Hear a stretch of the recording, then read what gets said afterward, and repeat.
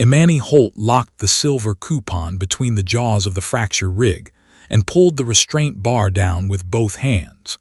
Frost crawled over the metal beneath her gloves as the machine began to bend a piece of alloy worth more than some planetary houses would spend feeding a family for a month. Behind her, the foundry's public address system chimed. The vote had begun. Imani did not turn around. She watched the coupon instead. It was a narrow rectangle cut from the same melt batch that would become the central spine of a Marathi battlecruiser. Its surface looked perfect. Under ordinary light, there was nothing to distinguish it from 1,000 other samples stacked in cold storage along the wall. That was why they tested it. Perfect-looking things worried Imani. The rig lowered the coupon into a thermal chamber. White vapor rolled across its surface. Frost thickened, then began to retreat in branching dark channels as controlled heat returned. Imani leaned closer. A voice sounded behind her. You intend to destroy that. She knew the speaker without looking. Chancellor Odrak, these had arrived at Asterian Foundry Belt earlier than scheduled. Imani studied the frost. Yes. The material passed automated inspection. Yes. Spectrographic inspection. Yes. Internal lattice scan. Yes. Then why destroy it? Imani finally looked at him. Odrak was tall even for a Marathi. His armored skin formed from overlapping dark plates that reflected the blue-white foundry lights. A formal mantle hung from his shoulders. 2 aides stood behind him, along with a cluster of human supervisors who looked as though they would rather be anywhere else. Imani turned back to the coupon. Because the machines haven't tried to break it. Odrak's lower jaw shifted. The purpose of inspection is to avoid destroying valuable material. The purpose of inspection is to find out whether valuable material deserves to become something more valuable. You waste a great deal. We reject a great deal. Those are the same thing. No. The chamber behind the coupon brightened. Frost receded. Imani saw it then. A pale island remaining near the center, barely larger than her thumbnail. She pressed the hold key. The rig stopped. Odrak stepped closer. What is wrong? Maybe nothing. You halted the test for maybe. Yes. Your production records show that human acceptance officers delay complete batches for irregularities smaller than this. Also yes. Odrak's plated fingers folded behind his back. That practice ends today. Nobody in the bay moved. Not even the machine seemed loud enough to cover the silence. Imani looked over her shoulder at the wall display. The Galactic Assembly filled it. Rows upon rows of alien representatives occupied the great chamber, their voting glyphs suspended over them. The final count had appeared. The measure had passed. Human territory, human industrial assets, human colonial labor obligations, and every interstellar manufacturing charter under human jurisdiction were being transferred to the Marathi Combine. The official language did not say sold. Official language almost never said the ugliest part aloud.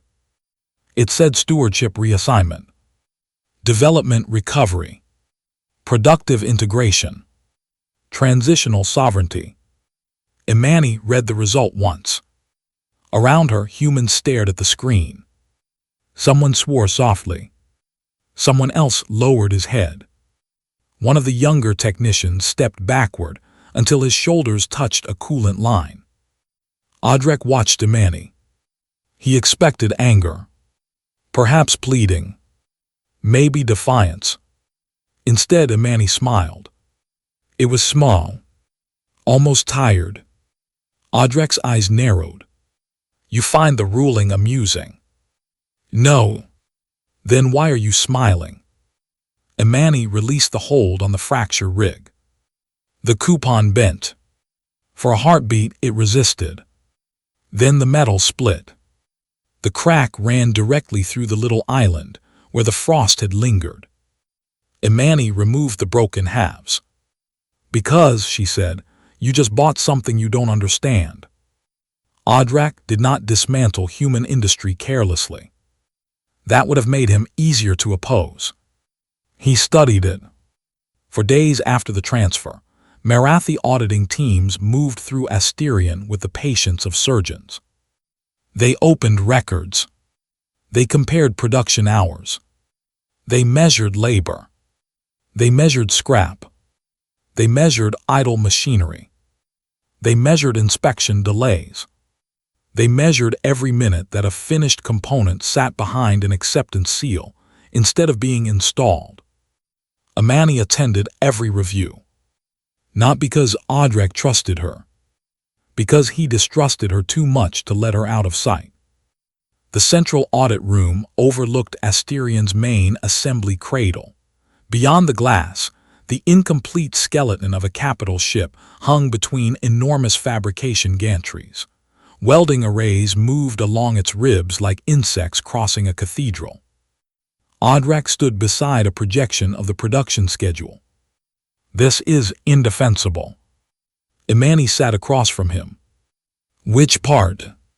"This." He enlarged a section. A complete drive support assembly remained in quarantine for several shifts. Material concern. The assembly itself passed. The coupon didn't. The coupon was not part of the assembly. It came from the same batch. Audrak dismissed the display and opened another. Here, armor sections rejected. Uneven heat response. Within engineering tolerance. Within minimum tolerance. Which means acceptable. Which means legal. He stared at her. She stared back. There was a difference between those words. Audrak clearly hated that difference. He walked to the window. "You humans speak of manufacturing as though every machine is waiting for an opportunity to betray you." "No." Imani joined him. "We assume matter doesn't care about our deadlines." Below them, a completed engine housing moved toward inspection. Audrak pointed at it. "Your yards are the most productive in known space." "They're good yards." "They could be better." Imani almost smiled again. There it was. The sentence she had been waiting for. Audrak continued. "Human industry discards extraordinary capacity. You stop production for microscopic uncertainty. You sacrifice usable material. You duplicate inspections already performed by machines. You empower individual acceptance officers to halt entire lines." "Correct. You sound proud of it." "I am. That authority is inefficient. Sometimes. And expensive. Always. Then why preserve it?" Imani looked through the window at the workers below. Because she knew what happened when something small was allowed to hide inside something large. Because she had once watched an entire cruiser's spine cut apart after a sample failed during cycling. Because she remembered the fury of the procurement minister, who had demanded to know how they could justify destroying months of work. Because she remembered the later examination, proving the same weakness repeated through the batch. Because she remembered standing inside the opened hull and touching metal that would otherwise have carried thousands of living beings into combat. But she did not tell Audrak any of that. "Not yet. We prefer embarrassment in the foundry," she said, "to surprise in space." Audrak looked unimpressed. "Production quotas will be revised." Imani's expression hardened. Quality authority belongs to acceptance. It belonged to acceptance. The distinction landed quietly. The Marathi now owned the charter. They owned the foundry. They owned the contracts. According to the assembly vote, they owned the labor obligations of everyone standing inside it. Audrek touched the schedule. Effective immediately, destructive batch qualification becomes advisory unless automated inspection identifies a material defect. Imani said nothing. Acceptance officers may recommend delays. Final authority transfers to production command. Still nothing. You object. Yes. Formally. Yes.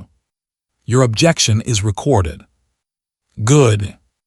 And overruled. Imani turned toward the window. Below, an operator removed a fresh coupon from a tray. He looked up toward the audit room. Even at that distance, Imani recognized him. Ravi Mendel, senior thermal technician. He held the coupon for a moment. Then slowly, he returned it to the tray. The fracture rig remained empty.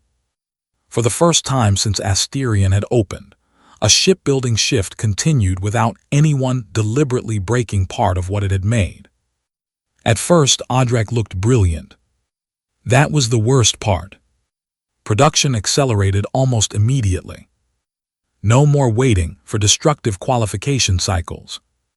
No more full batch quarantines, because one human engineer disliked the shape of frost on a sample. No more assembly stoppages while technicians cut open completed components to inspect suspected faults that instruments insisted did not exist. Asterion surged. Ships left the cradles ahead of schedule. Supply officials celebrated. Marathi broadcasters toured the yards and showed enormous hulls, sliding through vacuum beneath banners proclaiming the beginning of a new industrial age. Human caution became a joke. The phrase "hold time" spread among Marathi supervisors. Whenever a human inspector asked to repeat a test, someone would say they could not afford hold time. Whenever a line slowed, somebody would ask whether the humans had discovered another invisible catastrophe. Imani ignored it. Mostly. She kept records. Every override. Every skipped coupon. Every batch released after a human objection.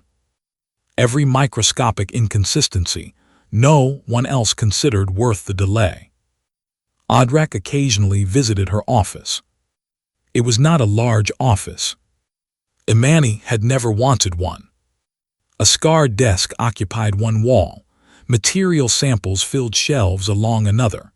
The broken coupon from the day of the ownership vote sat beside her terminal. Audrek noticed it during one visit. You kept that? Yes.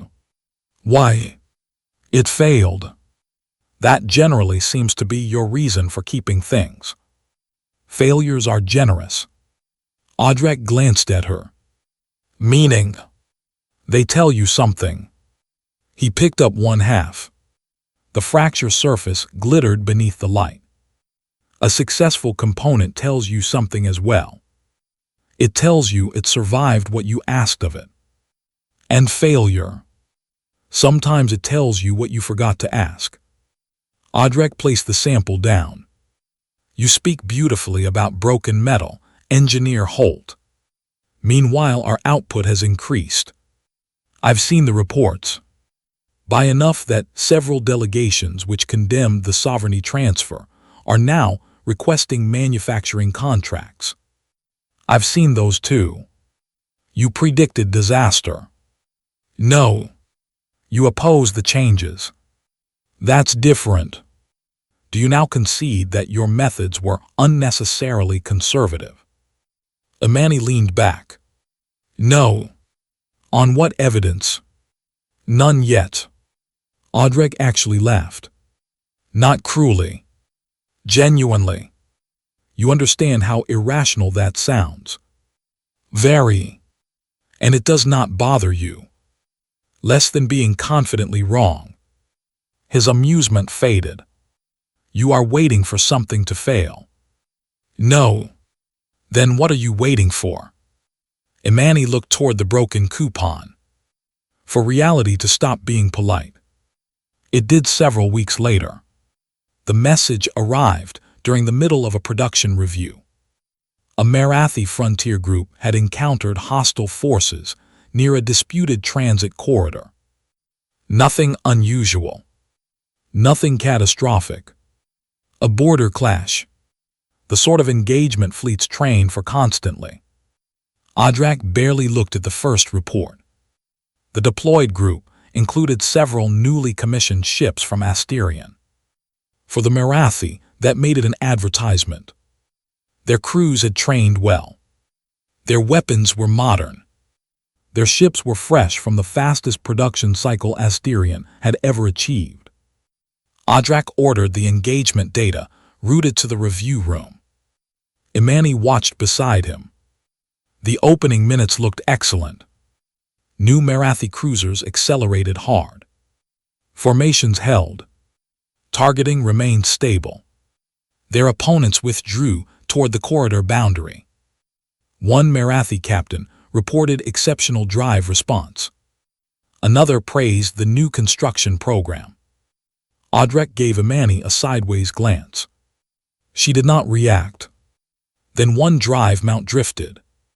Not much. A fraction. The ship's internal systems compensated automatically. Nobody in the review room cared. Imani leaned forward. Another vessel reported a weapon alignment correction. Again tiny. Again automated systems handled it. Then another. Imani stood. Adrak looked at her. What? Put the structural telemetry beside thermal history. Why? Please. Adrak hesitated, then gestured to an analyst. The displays changed. Imani moved closer.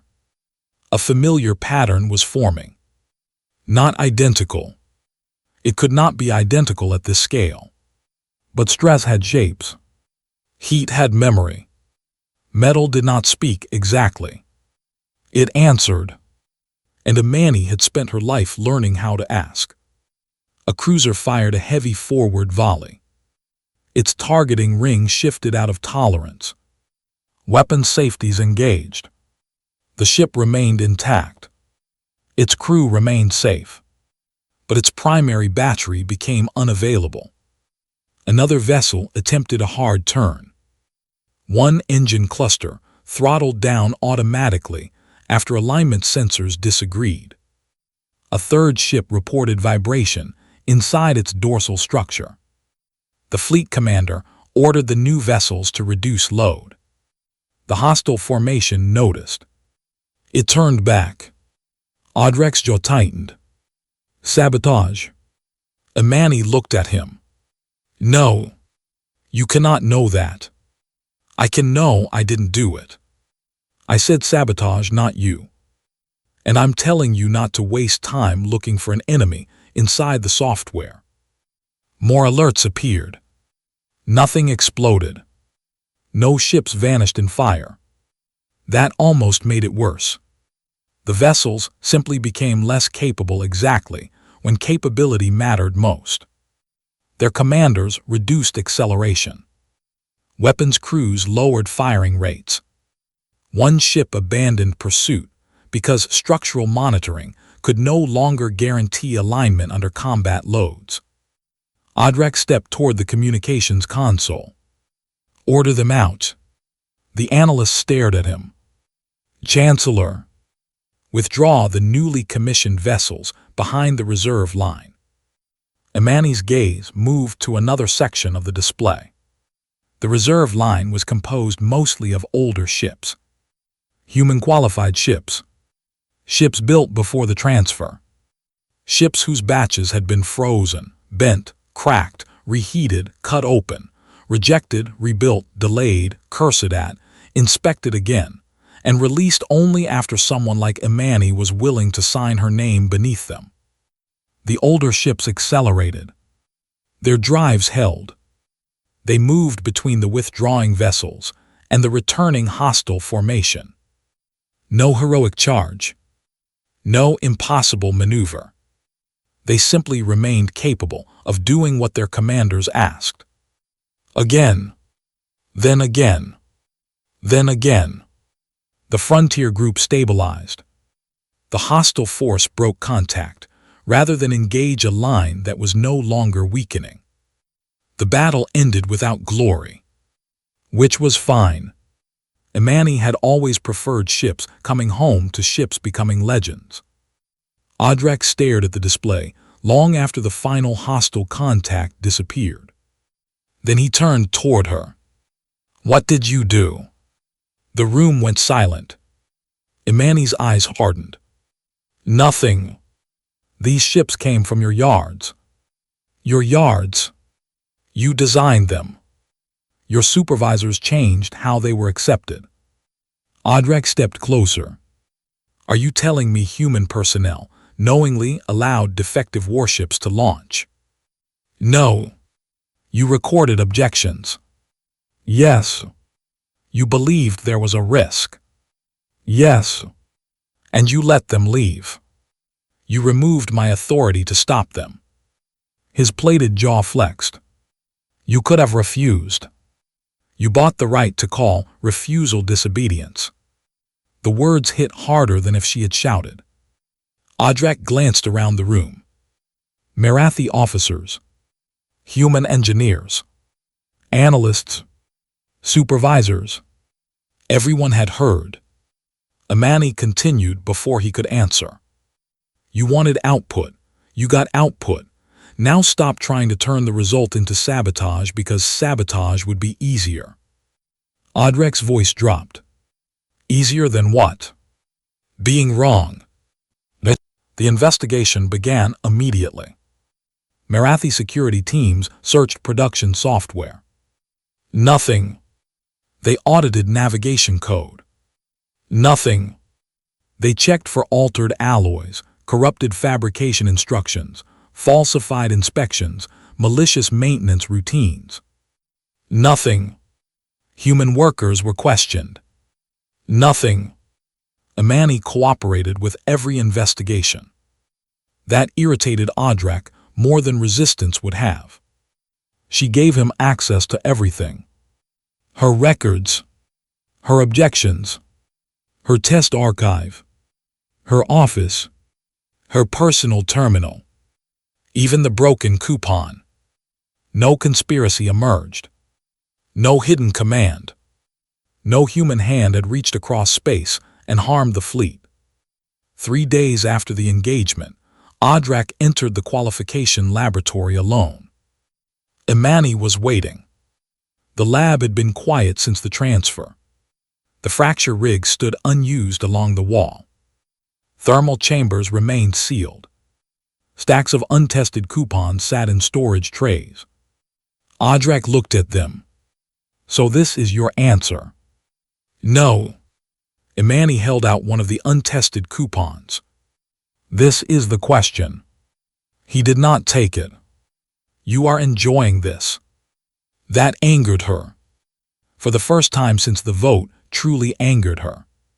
"You think I wanted those crews to discover a manufacturing problem under fire?" Audrek remained silent. "You think I wanted captains deciding which systems they could still trust while someone was shooting at them?" "I did not say." "You didn't have to." She placed the coupon on the bench. "I would have been happy to be wrong for the rest of my career." Audrek watched her. The anger passed almost as quickly as it had appeared. Imani's voice lowered. "That's the part you never understood." She activated the thermal chamber. A sample entered. Cold vapor spread across it. "You thought rejection meant we believed our work was bad." Frost formed. "We rejected things because we believed the work mattered." The chamber warmed. White receded. Dark branches spread. Imani pointed. "There." Audrek moved closer. He saw nothing. "What?" "That branch. It appears normal." "It isn't." "According to which sensor?" "None yet." His eyes narrowed. Imani removed the coupon and placed it into the fracture rig. Same supplier lot used in 2 of the withdrawn cruisers. She secured the restraint. Automated analysis says acceptable. The machine began applying load. Nothing happened.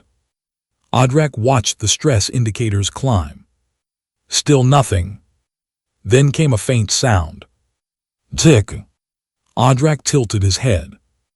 Another. Tick. A line appeared across the metal. Not where the model predicted. Not where the instruments had focused. The coupon fractured along an irregular internal boundary. Amani shut down the rig. Audrek stared. Again. She tested another. It survived longer, then failed along a related pattern.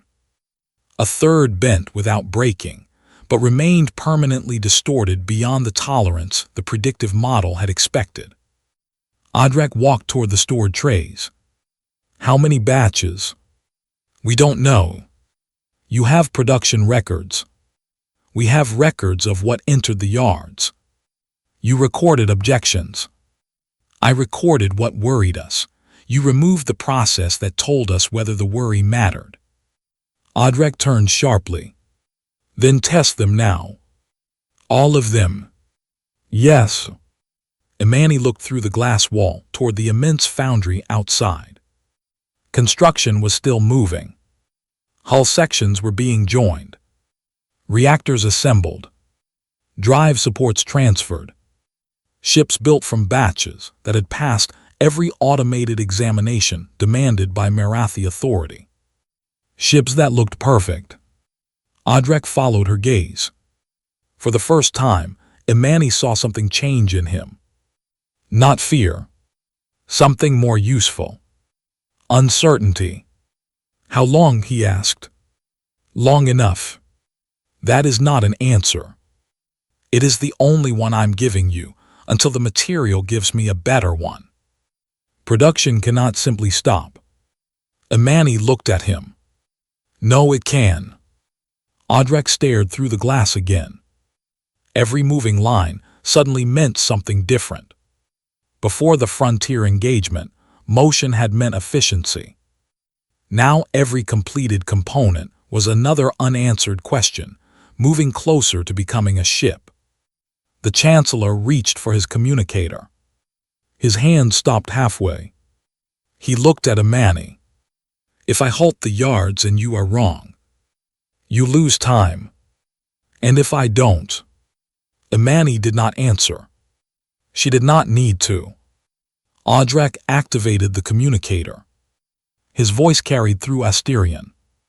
All fabrication groups hold current work.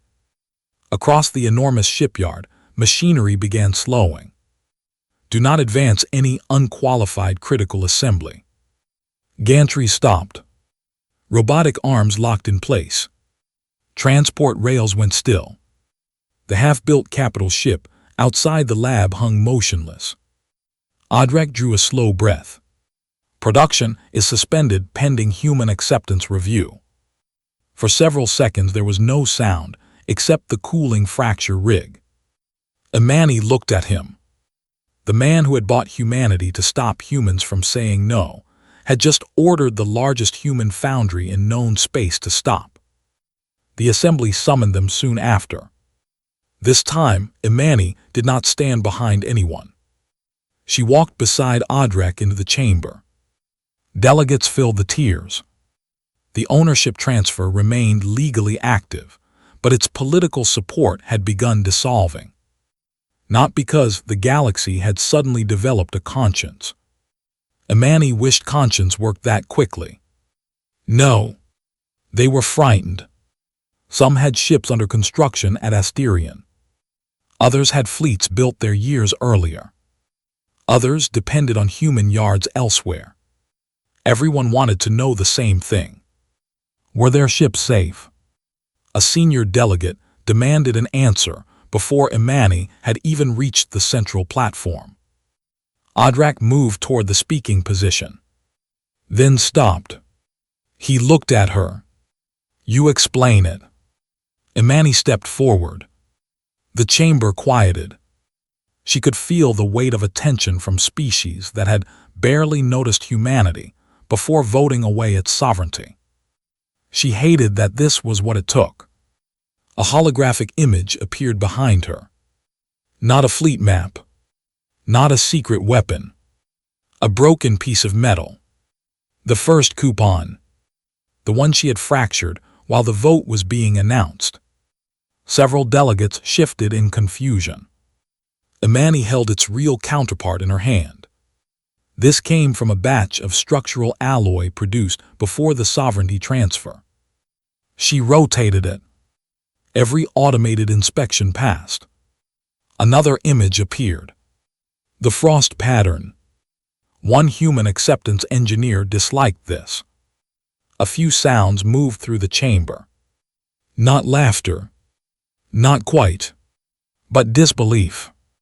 Imani continued. So we broke it. The fracture appeared. We found a weakness. She replaced the image with footage from Asterion. Rows of coupons. Thermal chambers. Stress rigs.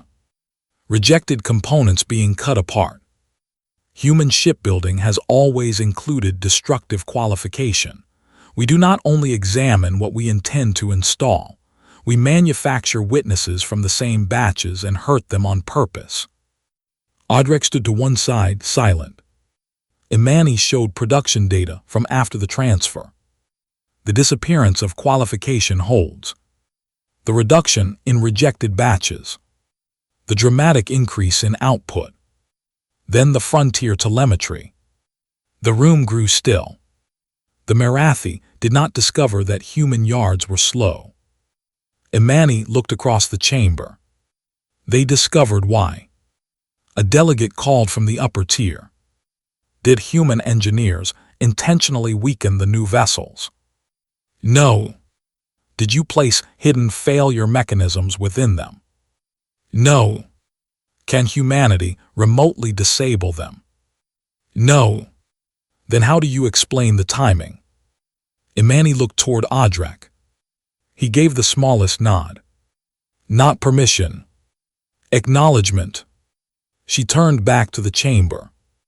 You removed the people whose job was to make failure happen before launch. Silence. Another delegate spoke. Are you claiming every ship constructed after the transfer is unsafe? No. That answer produced more alarm than yes would have. Imani continued.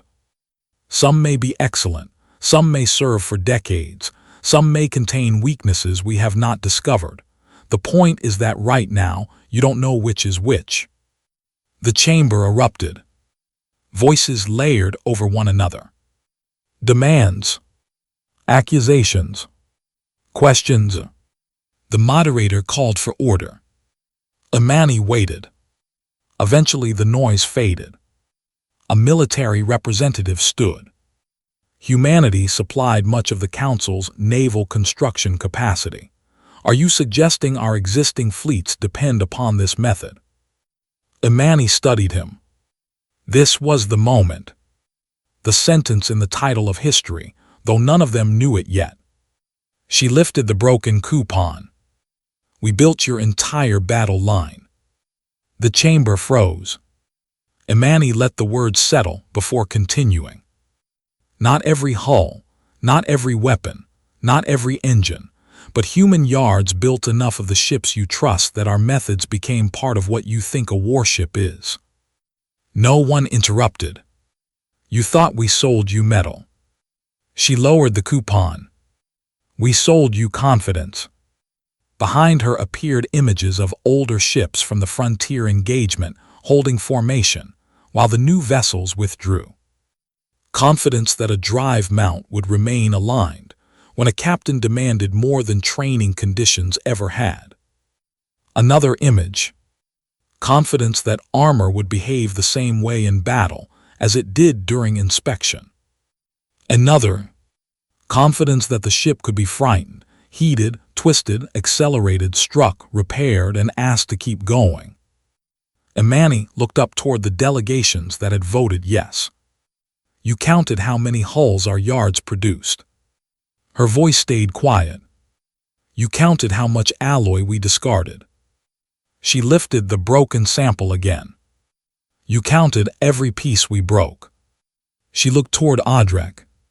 You never counted the ships those broken pieces kept whole. No one moved. For once, the galaxy understood that silence was not absence. It was the moment before a conclusion. The sovereignty transfer did not survive the week. There was no triumphant, unanimous awakening. Some delegates defended it until the final session. Some argued that the industrial crisis could be solved without restoring human independence. Others suddenly discovered moral objections they had somehow misplaced during the original vote. Imani listened to all of them. She trusted very few.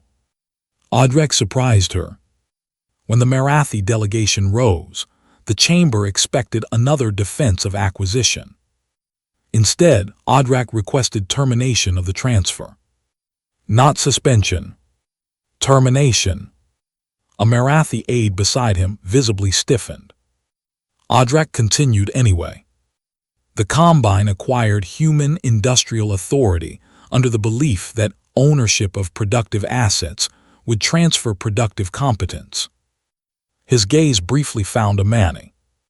That belief was false. Murmurs moved through the chamber. Competence cannot be seized merely by possessing the structure in which it operates. Imani almost smiled. Not because the sentence was perfect. It was not. But it was his. He had learned it the expensive way. The transfer was overturned. Human sovereignty returned. Not gifted. Returned.